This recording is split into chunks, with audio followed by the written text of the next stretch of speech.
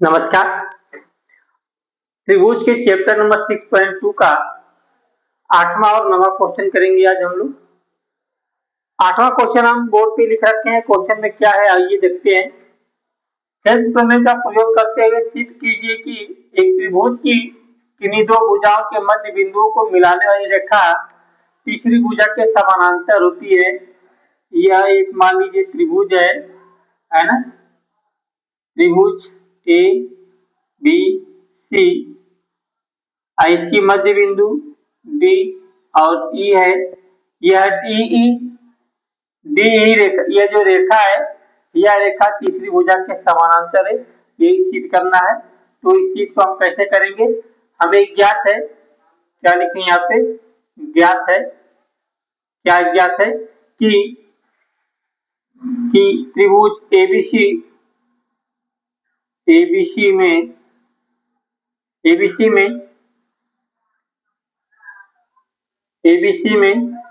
भुजा या भुजाओं ए बी व एसी के मध्य बिंदु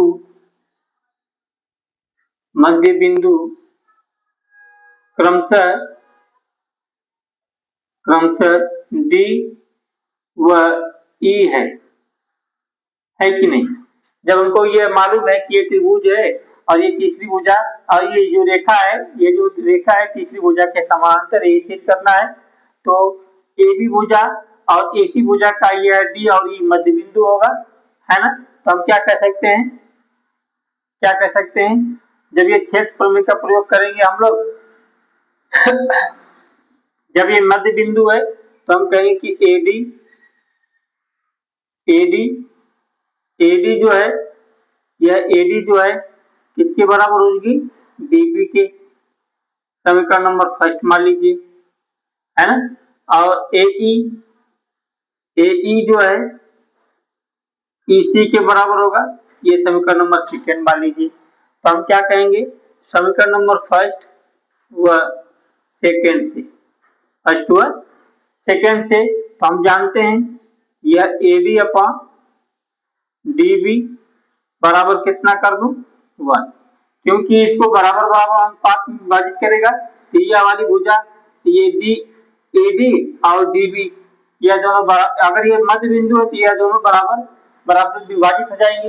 इधर भी वही यार, अगर यह ई मध्य बिंदु है तो यह भुजा ए ई ईसी के बराबर हो जाएगी। इसका मतलब 1 1 है ना, तो 1 1 कट जाएंगे तो 1 लिख दे रहे हैं। इसको हमने मान लिया समीकरण नंबर 3। और एक बात और कर लेते हैं,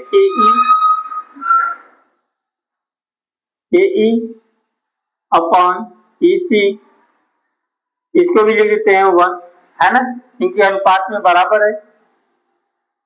इसको मान लेते हैं समीकरण नंबर 4। तो अब क्या करेंगे हम लोग, समीकरण नंबर 3 और 4 से, समीकरण नंबर 3 व 4 से, है ना। 3 और 4 से क्या करेंगे, जब हमारा एडी अपॉन डीबी यह एक दूसरे के बराबर हैं, AE upon EC AD upon DB के अनुपात में है और बराबर किसके है, एई अपॉन ईसी के। तो हम जब यह दोनों भुजाएं एक दूसरे के अनुपात में और बराबर हैं तो तीसरी भुजा ऑटोमेटिक इस रेखा के क्या होगी, समानांतर हो जाएगी, है ना। तो हम क्या कहेंगे, डीई बीसी के समानांतर होगी। कारण क्या होगा, थेल्स प्रमेय का विलोम से, है ना। यहाँ पे लिखेंगे थेल्स प्रमेय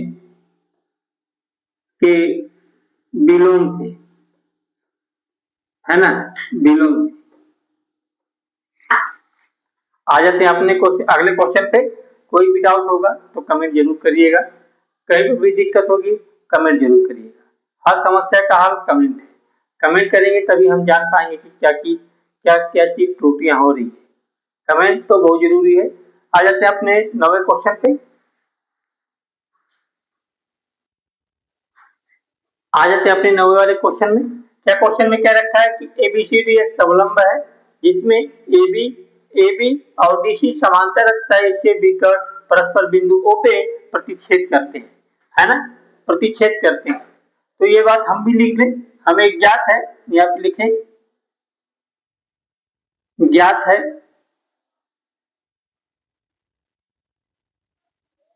है कि ABCD एक समलंब है ना, समलंब है जिसमें क्या है, AB पैरेलल है किसके, DC के, है ना, ये हमको एक ज्ञात है। तो क्या कहेंगे, ये जिसमें एक ज्ञात है और क्योंकि AC विकर्ण AC व यह विकर्ण AC और BD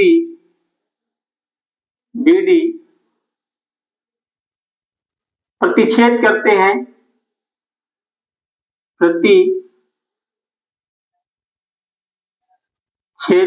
हैं, AC और BD बिंदु O पर प्रतिच्छेद करते हैं, है ना।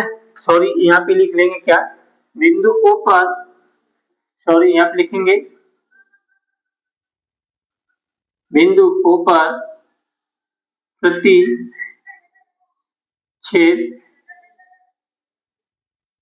करते हैं,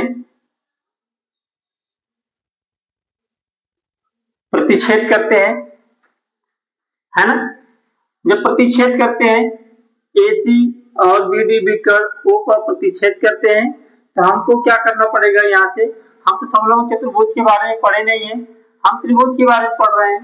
तो हमको यहाँ पे क्या करना पड़ेगा, रचना करना पड़ेगा। रचना क्या करेंगे कि यहाँ बिंदु O से, यहाँ पे लिखें बिंदु O से OE या बिंदु E मान लो, O से OE पैरेलल होगी किसके, समांतर किसके होगी, AB या किसके, ये किसके समांतर होगी, या तो AB के या तो DC के, या DC के समांतर होगी। यहाँ पे लिख दे या खींचने पे, है ना। अगर हम लोग यह रेखा खींचते हैं बिंदु O से, यह रेखा खींचता हूं OE, यह रेखा किसके बराबर होगी, किसके समांतर होगी, AB के और DC के, OE रेखा समांतर होगी, है ना। तो वही चीज कर रहे हैं यहाँ पे खींचने पर हमने ऐसा क्यों किया, क्योंकि हम लोग जो है समलंब के बारे में नहीं पढ़े हैं, त्रिभुज के बारे में ही पढ़े हैं। तो त्रिभुज के माध्यम से रचना करना पड़ेगा यहाँ पे, और ये चीज दिखाना पड़ेगा।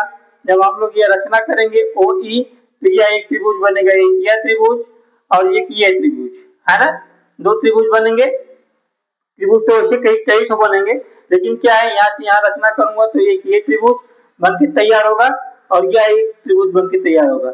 हमको सिद्ध क्या करना है कि OA BO एक दूसरे के बराबर है C और D के, है ना।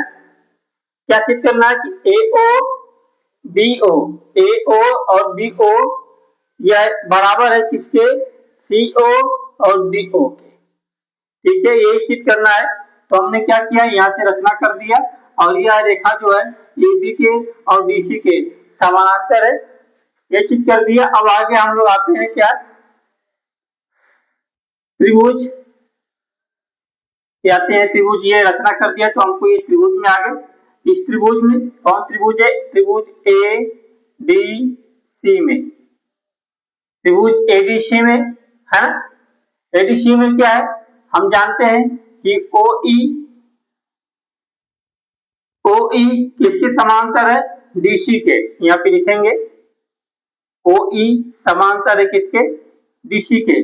तो थेल्स प्रमेय के अनुसार यहाँ पे लिखेंगे थेल्स प्रमेय से या थेल्स प्रमेय के अनुसार जब यह वाली रेखा इसके समांतर होती है तो इसकी भुजाएं अनुपात में होंगी और बराबर होंगी, है ना। तो हम कहेंगे कि ए ई अनुपात ईडी और किसके बराबर होगी, एओ और सीओ की। इसको हम मान ले समीकरण नंबर फर्स्ट। अब आ जाते हैं त्रिभुज किसमें, एक ये वाला त्रिभुज हमको निकाल लिया। अब ये वाला त्रिभुज हम लोग आते हैं ए बी डी में, है ना। त्रिभुज ए बी डी में एबीडी में आ जाते हैं। जब ओ ई ए बी के समांतर है, ओ ई समांतर है किसके, ए बी के, तो थेल्स प्रमेय के अनुसार हम लोग क्या बोलेंगे, यहाँ पे लिखेंगे थेल्स प्रमेय के द्वारा, थेल्स प्रमेय के द्वारा, थेल्स प्रमेय के द्वारा ए ई यहां से करेंगे चाहे यहां से करें, बात यही है ना। ए ई नहीं, यहां से कर लेता हूं। जब यहां से स्टार्ट होता है ना, यह भुजा या तीसरी रेखा इस भुजा के समांतर है, तो डी ई और ए ई यहां से लिख दूं, डी ई चाहे ई डी, क्योंकि यहाँ पे हमने ई डी निकाला है ना, तो ई डी अपॉन ए ई ये किसके बराबर होगा, D O upon B O की, है ना। यह समीकरण नंबर दूसरा। देख लीजिए समीकरण नंबर पहला और समीकरण नंबर दूसरे, ठीक है। हम जानते क्या है कि समीकरण नंबर पहला और दूसरे से, समीकरण नंबर पहले और दूसरे से क्या करेंगे हम लोग, ए ई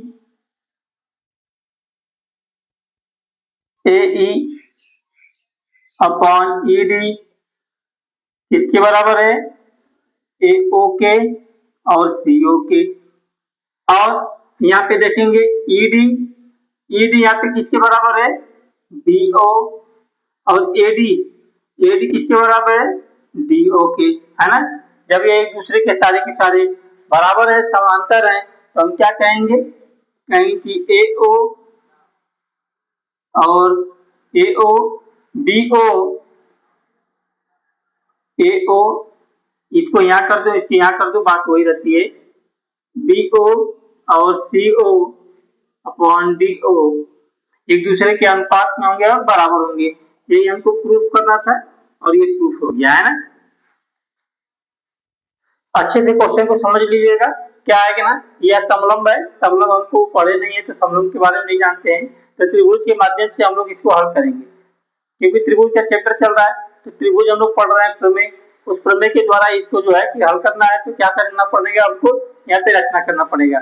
जब रचना करते हैं तो हमको त्रिभुज मिल जाता है, एक त्रिभुज ये मिल जाएगा और एक त्रिभुज ये वाला मिल जाएगा, है ना। हमको यही सिद्ध करना है कि ए ओ और ओ बी और सी ओ और डी ओ एक दूसरे के क्या है, अनुपात में और बराबर है। तो हमने क्या किया, यहाँ से रचना किया तो एक त्रिभुज ये मिल गया, एक त्रिभुज ये मिल गया, यह दोनों भुजाएं रचना करने पे आ गई। इस तरह से हमने हल कर दिया, है ना। कोई भी डाउट होगा तो आप कमेंट बॉक्स में कमेंट जरूर करिएगा। लाइक सब्सक्राइब करना मत भूलिएगा। थैंक यू, नमस्कार।